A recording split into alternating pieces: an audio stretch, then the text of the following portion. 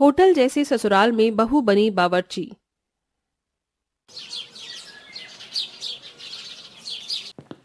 अरे ये लोग आखिर कब तक यहाँ रहेंगे? अरे देखो भाई, आ गई हमारी बहू। नमस्ते बुआ जी, माँ जी। बहू सभी की बस तेरी तरफ को ही आंखें लगी रही थी। सभी भूखे हैं, जा जल्दी से नाश्ता बना दे। अच्छा, हे भगवान, मैं अभी तो नहा धोकर आई हूँ यहाँ पर, अब फिर से सभी के लिए नाश्ता बनाऊं? मेरी शादी को 1 हफ्ता हो गया है और ये मेहमान तभी से ही यही हैं। आखिर ये अपने घर कब जाएंगे? सुमेधा ऐसे ही सोचते हुए रसोई की तरफ जाने लगी कि तभी उसे उसकी बुआ जी ने रोक लिया। रुक जा बहू। क्या हुआ बुआ जी? बहू, मुझे तुझसे ये उम्मीद नहीं थी। तू इतनी लापरवाह कैसे हो सकती है? क्या हो गया? हमसे नाश्ते में क्या बनाना है ये नहीं पूछेगी? माँ, जरा भाभी का मुंह देखो, कैसे डर साफ साफ नजर आ रहा है। रिलैक्स भाभी, माँ को ऐसे ही मजाक करने की आदत है। ओह अच्छा, मैं तो घबरा गई थी। बताइए आप क्या खाएंगे?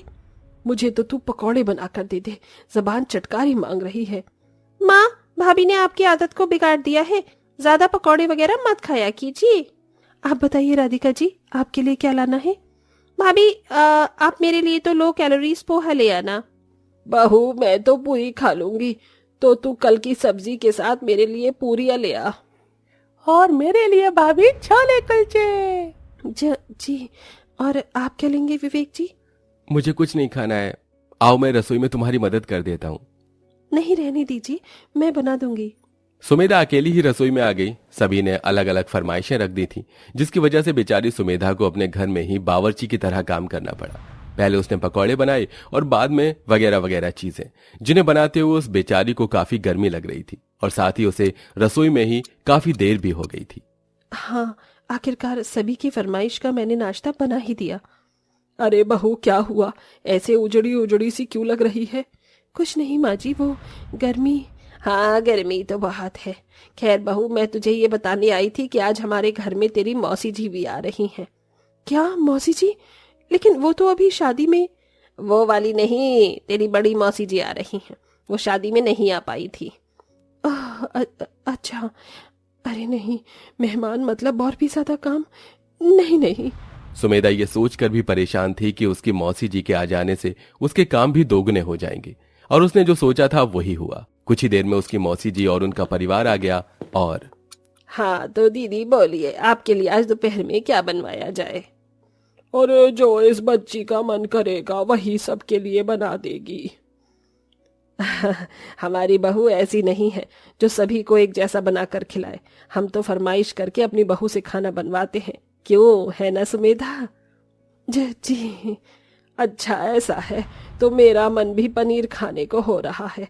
बहू, आज तो तू अपने हाथ का पनीर पुलाव बनाकर खिला।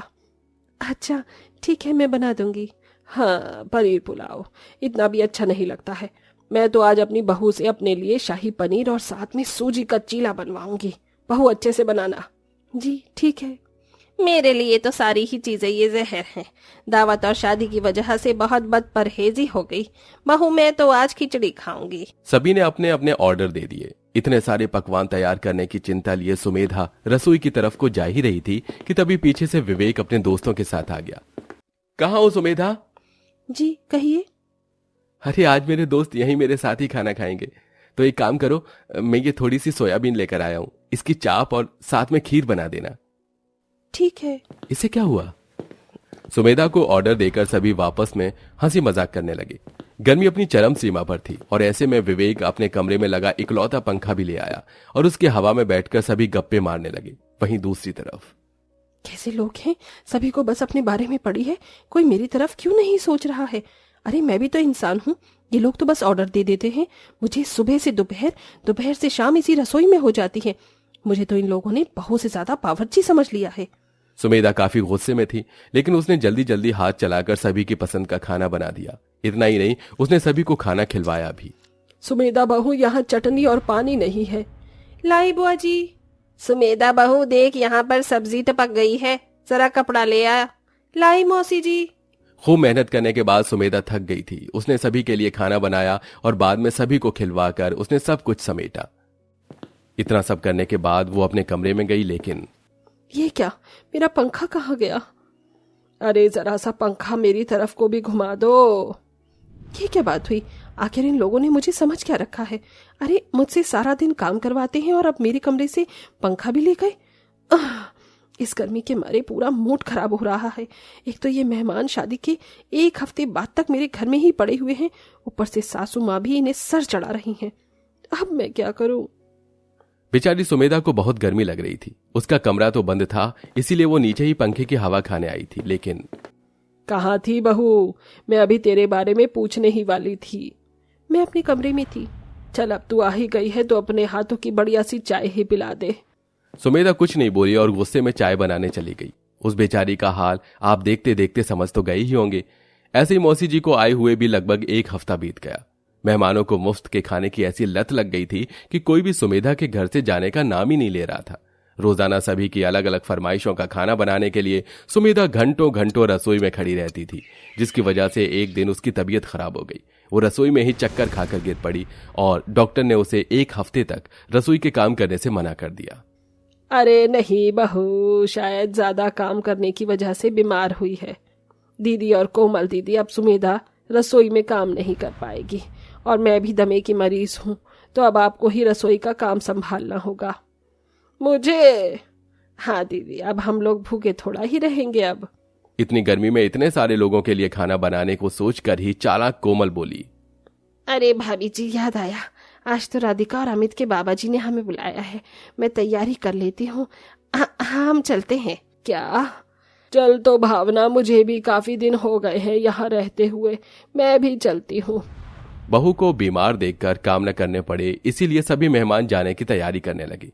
अब जाकर भावना को एहसास हुआ कि उससे क्या गलती हुई थी और वो अपनी बहू के सामने अपनी बहन और नंद से बोली, आप दोनों जा रही हैं, ठीक है जाइए, और अच्छा होगा अगर आप मेरे घर जितने भी दिन रही हो उसके पैसे दे जाओ। क्या भावना, ये तू कैसी बातें कर रही है? ओ भाभी जी, मैं तुम्हारी ननंद हूँ, ये किस रवैये से बात कर रही हो? जब आपने ही अपने होने का फर्ज नहीं निभाया तो मैं क्यों अपना सगा मानूं आपको? जब तक मेरी बहू स्वस्थ थी, आपको बैठाकर खिला रही थी, तभी तक आप इसमें खुश थी, और जैसे ही आपको ये लगा कि अब खुद करके खाने का समय है तो आप पीछे हट गई। वाह, किसी ने सही ही कहा है, वक्त बता देता है कि कौन अपना है और कौन पराया।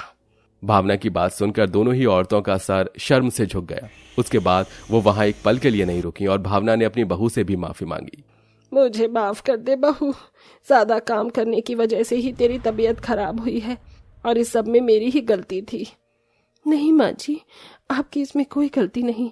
आप माफी मत मांगिए, और कोई हमें अपना समझकर ही हमारे घर आता है।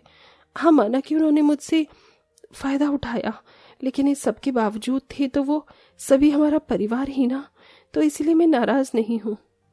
सुमेधा की बात सुनकर उसकी सास बहू खुश हुई। फिर क्या था, मेहमान अब जा चुके थे। भावना ने 1 हफ्ते तक अपनी बहू से कोई काम नहीं करवाया। विवेक खाना होटल से लेकर आ जाता था। 1 हफ्ते में ही सुमेधा अच्छी हो गई और सभी खुशी खुशी रहने लगे।